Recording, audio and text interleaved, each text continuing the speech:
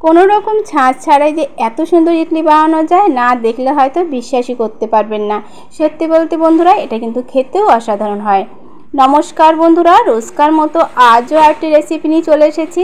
আজ আমি আপনাদের দেখাবো খুব সহজভাবে ইডলি বানিয়ে, কোনো রকম ছাঁচ ছাড়াই খুব কম সময়ের মধ্যে ইডলি বানাতে পারবেন। একবার দেখলে যে কেউ বানাতে পারবে, এটা এতটাই সহজ। ভিডিওটি শেষ অবধি দেখার জন্য অনুরোধ থাকলো। আশা করছি ভালো লাগবে, আর ভালো লাগলে আমার চ্যানেলটাকে সাবস্ক্রাইব করার জন্য অনুরোধ রইল। তাহলে চলুন বন্ধুরা, দেখে নেই।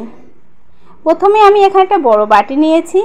এখানে দেব প্রথমে আতপ চাল।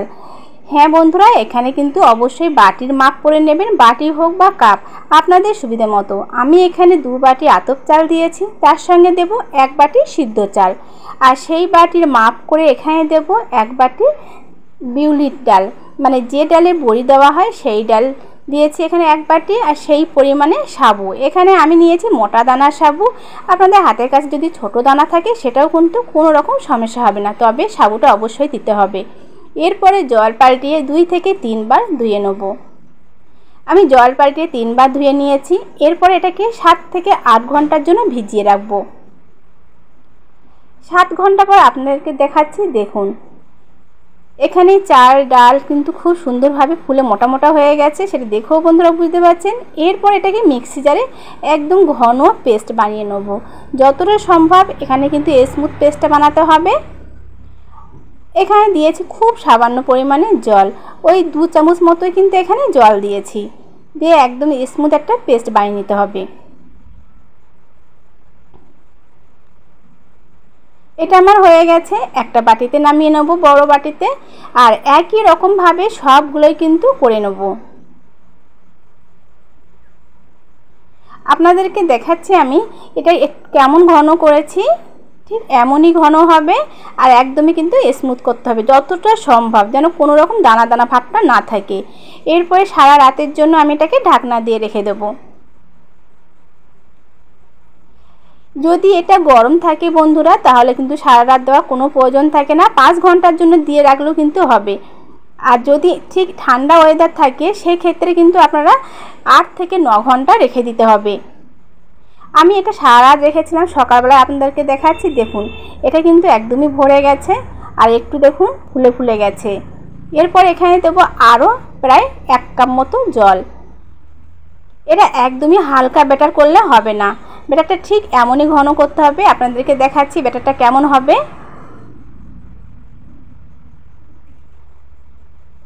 দেখো বন্ধুরা, বুঝতে পারছেন যে ব্যাটারটা কেমন হবে। এরপর এখানে দেব স্বাদ অনুযায়ী নুন। নুনটা দিয়ে ভালোভাবে ফেটিয়ে নিতে হবে। প্রায় 2 মিনিট মতো এটাকে আমি ফেটিয়ে নিয়েছি।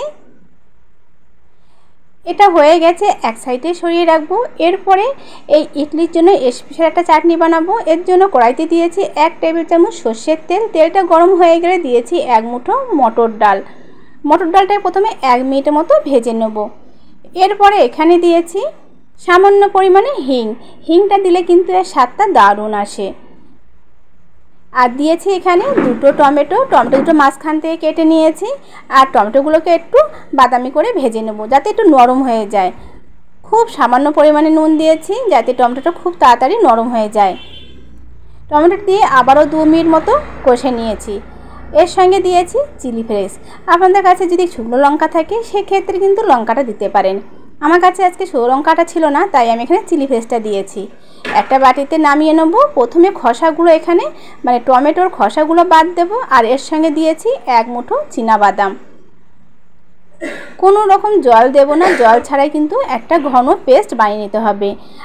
এরপরে যেটা করব, তরকাটা করে নেব। এর জন্য কড়াইতে আবারও 2 টেবিল চামচ দিয়েছি সর্ষের তেল, গোটা সর্ষে, শুকনো লঙ্কা আর কারি পাতা। এই সময় কিন্তু আঁচটা একদমই আস্তে আছে, তবে কারি পাতাটা দেওয়ার সময় বন্ধুরা অবশ্যই এখানে কিন্তু আঁচটা নিভিয়ে দিতে হবে। এরপরে দিয়ে দেব এখানে তরকাটা চাটনিতে। এই তরকাটা দিলে এর চাটনির স্বাদটা কিন্তু অসাধারণ আসে। ভালোভাবে মিশিয়ে নিতে হবে। এটা হয়ে গেছে, এক সাইডে সরিয়ে রাখবো। আমার কাছে যেহেতু কোনো রকম ইডলি বানানোর ছাঁচ নেই, এখানে আছে বাটি ছোট ছোট সাইজের। এখানে বাটির মধ্যে খুব সামান্য পরিমাণে সাদা তেল ব্রাশ করে নিয়েছি। এরপরে এখানে দেবো ইডলির ব্যাটার। তবে ইডলির ব্যাটারটা কিন্তু সম্পূর্ণ ভর্তি করে দেবো না, সামান্য একটু ফাঁকা করে রেখে দেবো। আপনাদের কাছে যদি এটা ইডলি ছাঁচ থাকে তাহলে কিন্তু ছাঁচও বানাতে পারবেন। আমি এখানে সম্পূর্ণ কিন্তু বাটিটাকে ভর্তি করে দেবো না, সামান্য ফাঁকা করে রেখে দেবো, মানে একটুখানি ফাঁকা থাকবে। আমি এখানে সবগুলো একই রকমভাবে দিয়েছি।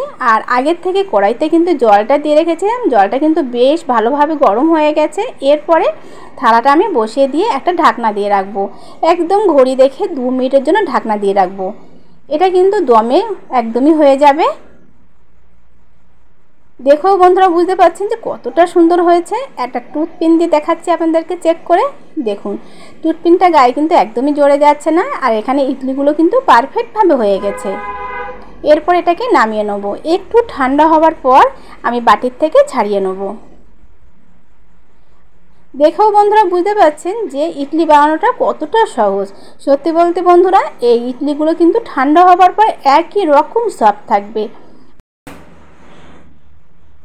প্রথমে ছুরির সাহায্যে বাটির ধার থেকে একটু ছাড়িয়ে নিচ্ছি, যাতে খুব সহজভাবে উঠে যায়। এরপরে বাটিটা উল্টিয়ে নেব। বাটির গায়ে কিন্তু একদমই জড়ে যায়নি, আর খুব সুন্দরভাবে উঠে এসেছে। একই রকমভাবে কিন্তু বাটির থেকে সবগুলো ইডলি নিয়ে নেব। আমি এখানে একই রকমভাবে সবগুলো ইডলি বানিয়ে নিয়েছি। আর ইডলিগুলো দেখাচ্ছি, দেখুন বন্ধুরা যে কতটা সফট হয়েছে। এখানে সাবুটা অবশ্যই দেবেন বন্ধুরা, সাবুটা দিলে ইডলিটা কিন্তু নরম করতে সাহায্য করবে। প্রথম আপনাদের দাদার সঙ্গে সাউথ ইন্ডিয়ায় গিয়ে আমি কিন্তু ইডলি আর ধোসা খেয়েছিলাম। এর আগে যে এই খাবারটা থাকে সেটা কিন্তু আমরা জানতাম না। সত্যি বলতে গ্রামের মেয়ে আমি, অত কিন্তু জানতাম না যে কোন কোন রান্না আছে। আর সাউথ ইন্ডিয়ায় গিয়ে এই রান্নাটা খেয়েছিলাম। তবে এখানে দিয়েছিল নারকেলের চাটনি, তবে আমি আজকে যেটা দিয়েছি বাদামের চাটনি। সত্যি বলতে এটাও কিন্তু খেতে অসাধারণ লাগে। তাহলে চলুন আগে দেখে নিই আপনাদের দাদা কি বলে। ধরো,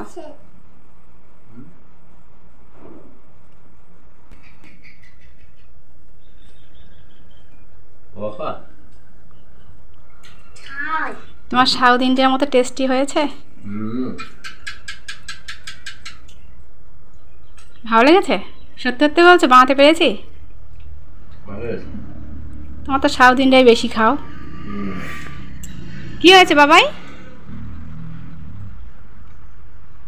যাই হোক, আপনাদের দাদার কিন্তু খুব খুব ভালো লেগেছে। আপনারা একবার হলো এইভাবে বানিয়ে দেখুন, আর কেমন হয়েছে অবশ্যই কিন্তু কমেন্ট করে জানাবেন। তাহলে বন্ধুরা, সবাইকে আজকের মতো নমস্কার। সবাই ভালো থাকবেন, সুস্থ থাকবেন। আবারও একটি রেসিপি নিয়ে চলে আসবো ঠিক অন্য দিনে।